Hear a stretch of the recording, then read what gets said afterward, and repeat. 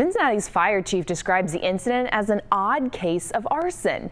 He says it was set in a remote location and at a time when people weren't awake. Pillage says the suspects left Sawyer Point at 3:05 a.m. The surveillance cameras detected the fire at 3:13 a.m. and 7 minutes later, the first 911 call came in.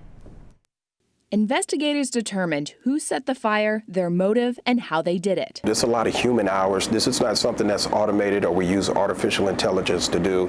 That's why the research was pretty lengthy, is because we had to get through all the footage and we had to start piecing it together. McKinley says they ruled out the possibility of a homeless camp pretty early on. Hamilton County Prosecutor Connie Pillage showed license plate reading cameras spotted a green van at Sawyer Point. They traced it back to Caitlin Hall once someone realized the plate was temporary. They learned that there were only 3 green vans with temporary tags on them in our area. Pillage says the interviews with the 3 suspects didn't add up, and that's when one of them placed the blame on the other. Mr. Stumpf described how Mr. Stiles set the fire.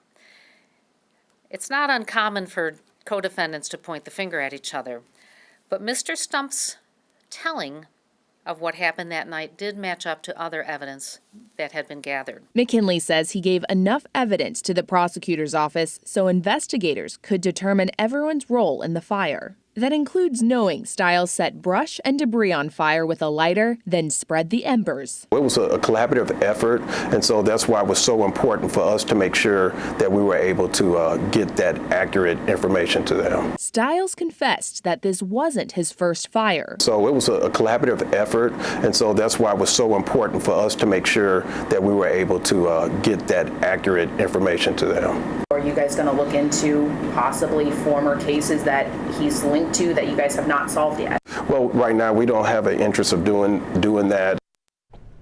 I asked what would get the fire department to revisit unsolved arson cases. McKinley says they'd look into it if Stiles identified specific fires. You can always find our stories here on YouTube, but go ahead and click subscribe to get notifications and stay in the know.